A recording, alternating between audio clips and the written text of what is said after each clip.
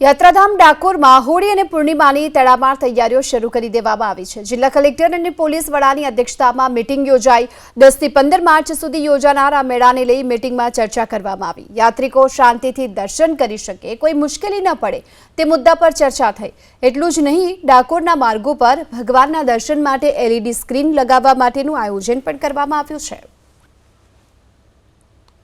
आगामी फागणी पूनमनी निमित्ते जिला वहीवटीतंत्र खेड़ा અને जिला पुलिस तंत्र तरफथी आपणे मीटिंग योजवामां आवी हती અને आ 10 તારીખથી 15 માર્ચ दरमियान जे करीब 15 થી 20 लाख भाविको आपणा जिल्लामां आववाना छे एने कोई अवगड़ नहीं पड़े, सारी रीते एनो जो श्रद्धानो भाव छे ए यात्रा संपन्न थाय एना माटे जिला वहीवटीतंत्र तरफथी मीटिंग योजवाई थी અને ઘણા બધા મુદ્દાઓ ઉપર ચર્ચા કરી હતી। આપણે આશા રાખીએ કે આ વખતની પૂનમનો મેળો છે खूब सारी रीते संपन्न थाय।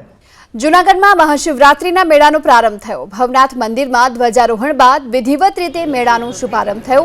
जूना अखाड़ा, आह्वान अखाड़ा, अग्नि अखाड़ा में ध्वजारोहण करायो। आ समय मोटी संख्या में साधु संतो उपस्थित रह्या।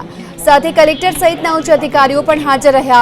भजन, भोजन और भक्तिना त्रिवेणी संगम समान मेळा में साधुओं और विविध कलाकारों भजनों की रमझट बोलावशे।